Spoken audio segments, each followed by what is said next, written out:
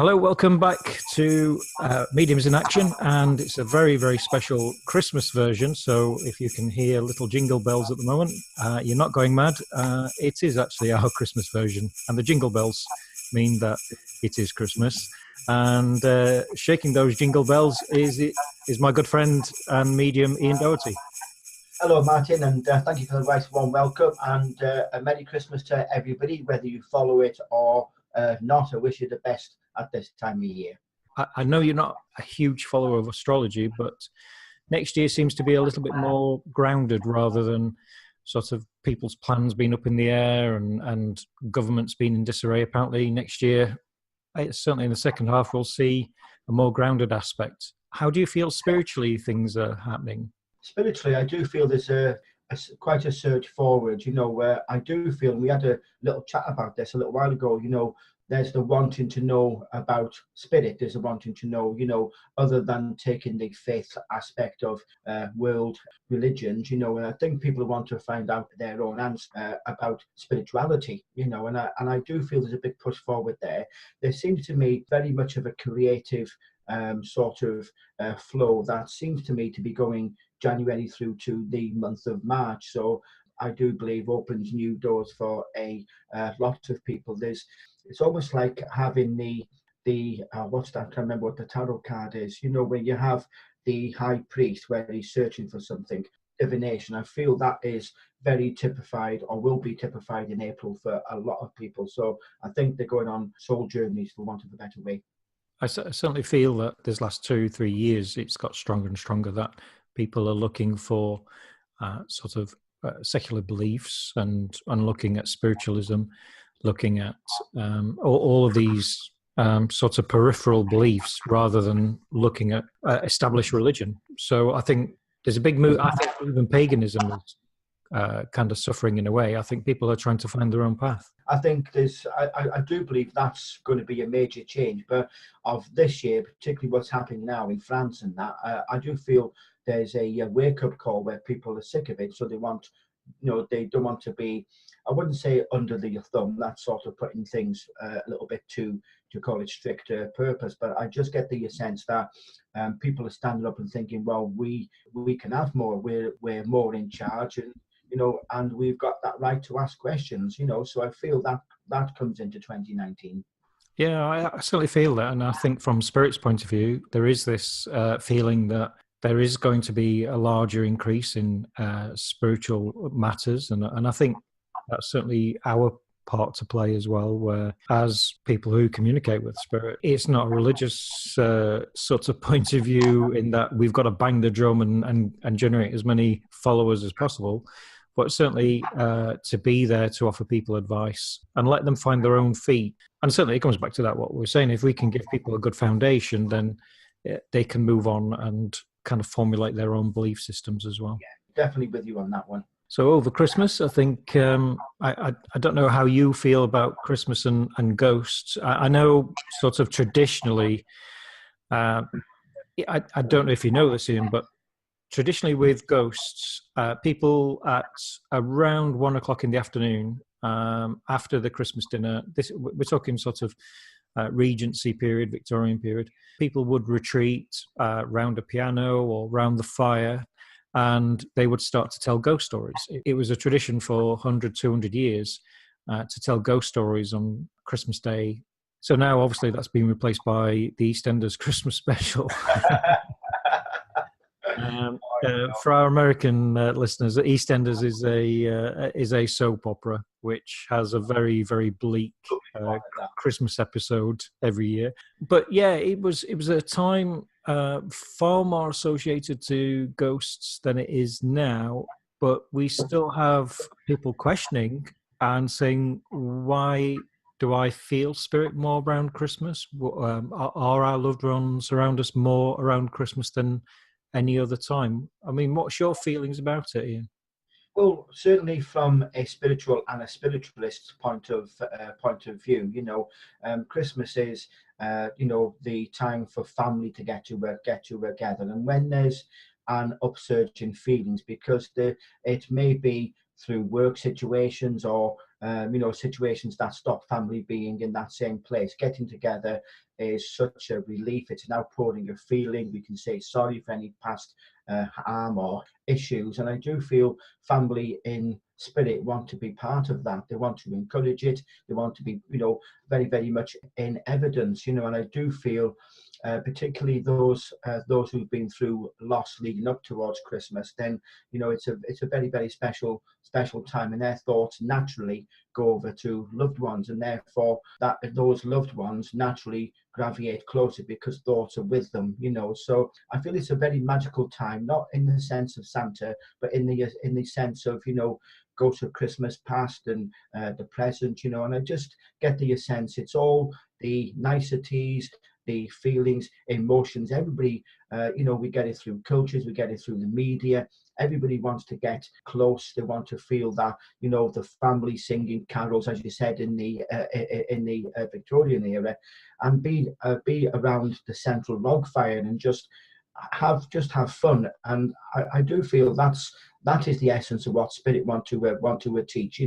Is helping each other, be there for each other. So I feel it's a natural gravitation. That's not to say, of course, that Spirit are not around us for the other parts of the year, but I do feel it is much closer with the feelings, oblique emotions that come of the Christmas time. I think also as well is the connection there, where we are in everyday lives, where we are working or we are caring for people or whatever we're doing. Often we are not aware of Spirit's interaction around us, and it's a time around Christmas when we are thinking more about that particular person or persons, that we are aware of that particular person, that we might smell their perfume, we might be aware of their presence, we might feel personality traits around us. And what tends to happen is, I think the connection is easier around this time, because also as well is, for a lot of people, there's more time off. We think about those people. I know certainly in my family there was a tradition that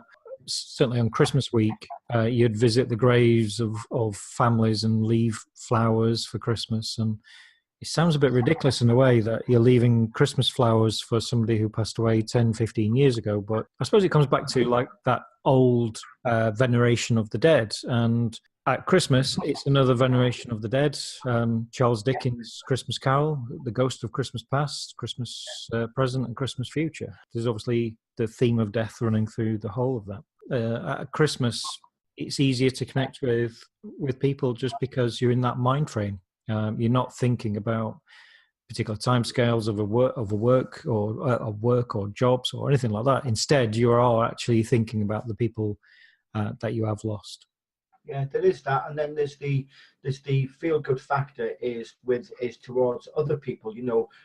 Work colleagues, people that you just pass every day in the shops. Then generally there's a good feel factor, and I think that also helps because it relaxes the mind. It makes us feel very, very grateful for what we do have and more sorrowful for what we deem as people being less fortunate than us. So there's an outpouring of feeling. There can be an outpouring of grief, but it's more of an outpouring of feeling of linked into the ghosts of the past and present and future. I want to change my ways. I want to be a better person. I want to be a better person than I was in the past. So I feel that is very, very central to the theme of Christmas, to be honest. Yeah, absolutely, and certainly Christmas Eve used to be known as a very spooky time, and hence why Charles Dickens' Christmas Carol happens on Christmas Eve, because it was associated with the dead. And I do suggest to people out there that on Christmas Eve you do light a candle, and not to tie in with any Christian veneration, but to actually light a candle for hope and for light, and to bring hope and light to people around the world, also for the people who have passed as a veneration.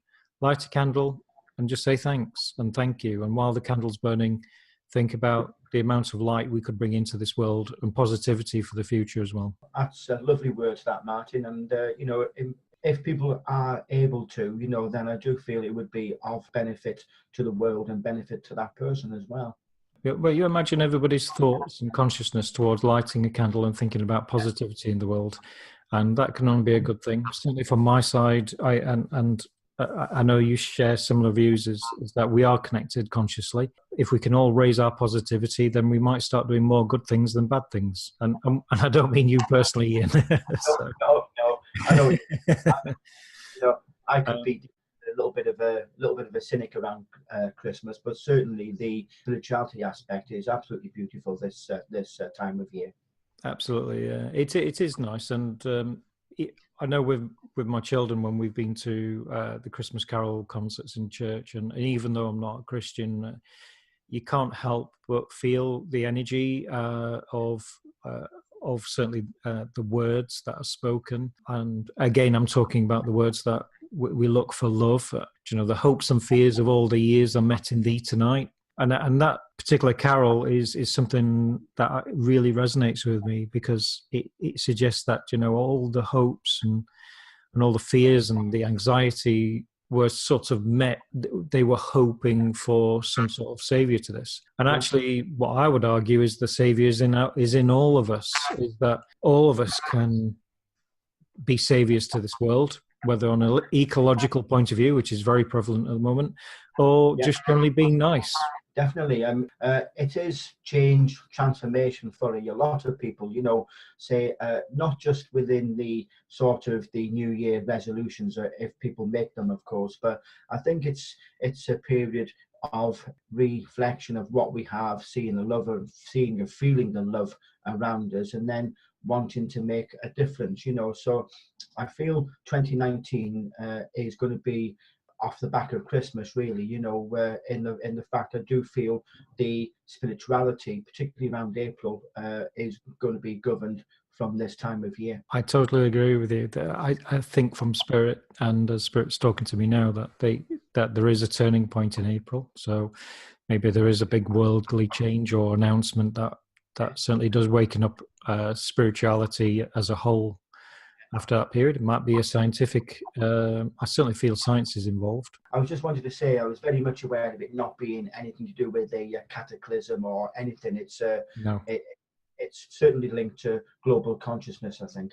Yeah, absolutely. Again, we have to look at the positive aspects, and so Christmas is again often associated to ghosts and spirits, and it's interesting that we do start thinking about it. And have you ever done any ghost hunts around Christmas? I know I remember two for me. One was Bisham Abbey and one was Dudley. Done Dudley a couple of times around the Christmas period, and around the Galleries of Justice as well. I feel people. It's like Halloween in a sense. People are wanting that veil to be ever so thin, and they're sort of thinking, I'm going to see a ghost, around every single corner.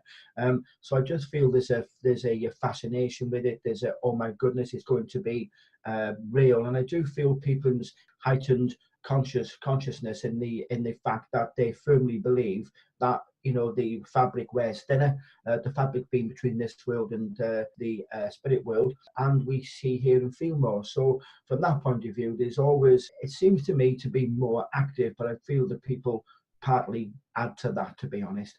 My favourite ghost hunt that took place at Christmas was Dudley Castle, and Dudley Castle's on top of a very tall hill overlooking the West Midlands. And I think it was about the 21st of December. Quite a nice night. It was quite warm, and surprisingly for December, we went on a ghost tour, which was very good. As we walked round, the jackass penguins, which sound like donkeys, scared half of the people. But you can imagine in a very alien sort of habitat, you've got jackdaw penguins yammering on at you, and then we went back to do the vigils. And I always remember this, for the final vigil, we got everybody back into at the Undercroft, and it was a bit quiet, but it began to feel really cold, and it was really quite serene and quiet and cold, and we had a little bit of activity, nothing amazing. And I said to everybody, I said, well, thank you very much, I hope you all have a good Christmas. And as I opened the door outside, and there was about 3 inches of snow outside, and it wasn't at all predicted. It wasn't, we weren't expecting it or anything like that. But just to see Dudley Castle underneath a fresh coat of snow was absolutely magical. It was amazing. Everybody came out and went, oh wow, this is amazing. I mean, Castle looks brilliant as it is. It looks very easy, very eerie in the moonlight, but Yeah. in the snow, it's beautiful. Honestly, and it was just something amazing. It looked incredible, and it was a good night. We had a good Christmas dinner, and the activity was okay. And but what really summed it up was walking out in the snow. It just made Christmas, and I remember that one. And I remember Bisham Abbey. And did you ever get to do Bisham Abbey?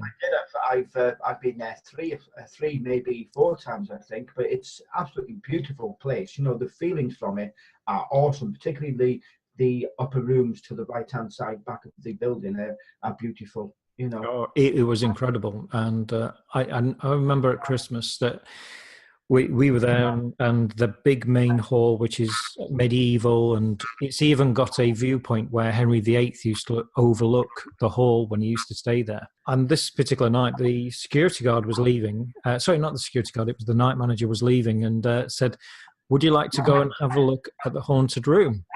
Bisham Abbey is very famous for this ghost story, which you could easily fairly discredit. But the story all hinges on this top room where this child was made to do their work, their homework, and this was back in the 1500s, and he actually died in that room. And they took us up to this top room, and just before the night manager put the key in, there was an almighty bang on the door. And I said, "You're messing around, aren't you?" And they went, "No, I'm really not. Can I give you the key to open it?" So I thought, this setting me up here. I opened the door, and as I opened it, it was an absolute empty room. There was nothing in it. It was just absolutely plain. And I said, well, what could have caused that bang? And we tried to work it out. We tried to work out if the front door was open, would it slam? We tried all sorts of things, honestly, and we could not do it. And it was definitely a bang from inside the room.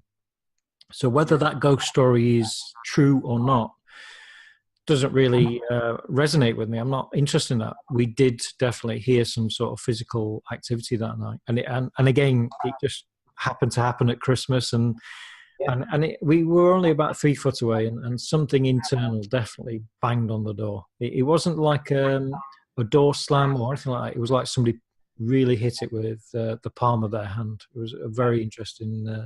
Remember that time we did Middleton Hall, and we were in the back museum room, I think it was, and that was very much around Christmas time. I'm positive it was we'd all got into that room because it was the biggest of the rooms apart from the main hall, and I'm sure you were there because we had footsteps approaching the door along the corridor that is outside the room that we were in, and we all heard the footsteps, and we heard the door opening or being turned, and yet you open the door and there's nobody there.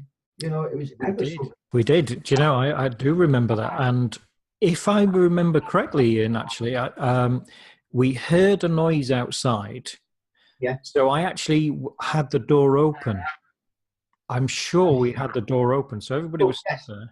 At one point, we did, because we were questioning whether it was the staff there, weren't we? Yeah, and actually there was a guy with me because we were near the door, and everybody heard the footsteps walk down that long corridor. We heard a door sound, and I think it might have been yourself who said, "Do you think it's the staff, Martin?" And exactly at that same time, from the opposite side of the yard, we saw the two members of staff come out of their private lodgings. So it was like, it's one thing that we do check, isn't it, to rule things out. But it's ever so real, you know, when you're not, you're not thinking, "Oh, we're going to have this happen." It's a world of its own, really, isn't it? Well, the good thing is there was people stood next to me, so they saw the staff members come out. So 100% we knew we were in that building by ourselves. This was sort of 2:00 in the morning, Middleton again is an amazing place. And Middleton, we're talking about Middleton Hall near Tamworth, not the one in Manchester, but Middleton Hall. It was part Elizabethan, part Georgian, just an incredible building. And well worth visiting. If they ever have an open day, get yourself there, because it's Norman, it's Elizabethan, it's Georgian, an incredible venue. I wouldn't say it was ever the most active place, but we did continually have really very strange incidents happening there, and especially around Christmas, strangely. Yeah, it is. It's a beautiful place.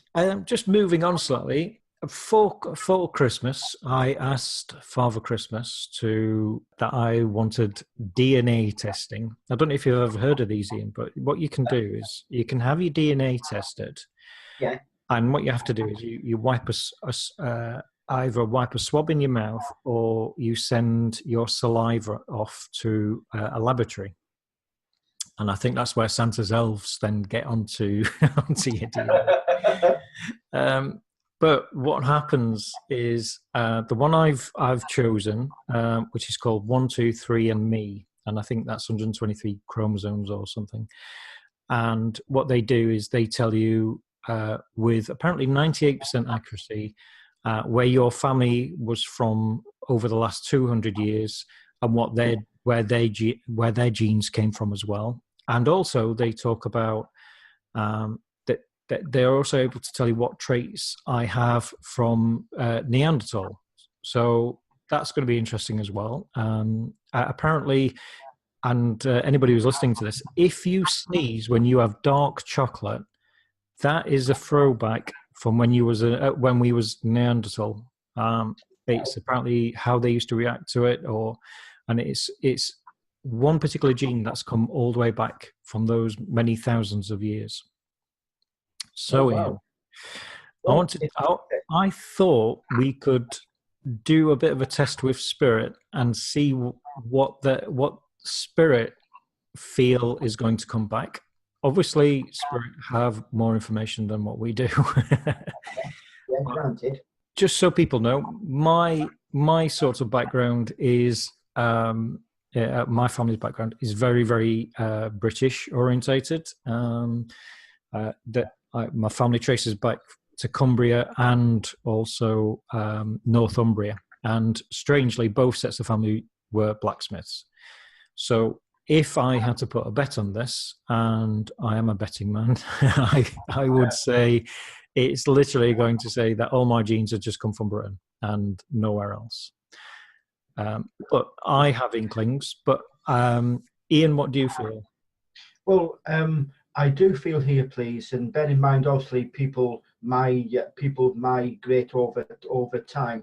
I don't feel, however, there's any Celt there. Do you know what I mean? So I do feel it's very British Romano, whatever. But for some reason, I'm getting Kent, Hastings, and I do feel you're looking at southern France. That is my feeling there, to be honest. My inkling is maybe this is a past life thing, or maybe or something, but I do feel that I have a link with the Irish. Now, with the Irish, apparently there's links with Spain, so if there was something like 4% Spanish stroke Irish, then I wouldn't be surprised. I'd feel that was actually right. So I do feel like there will be some Irish, that sort of feeling. So I kind of think it'll be something like 80% British and 5% Spanish, and then another 15% Australian. No. I thought yourself, has he got those? No, just making them up. I just make it. No, but seriously, I think it'll break down into English versus Irish. Yeah. I asked my guide, and I asked her I said, could you give me an idea of where I come from? After some very cryptic replies, again, it kind of represented that I have a Mediterranean background, or that sort of south of France, Italy, Sicily, that sort of thing. I certainly don't have any family that comes from there. So if it is there, then similar to you, I think that's come direct from Spirit. So in the next program, when I have my DNA tests, as long as they're not incredibly surprising and I'm Laplandic or something, Yeah, we'll review them. We'll definitely review them for everybody. Yeah, to see how it goes. It'd be very interesting.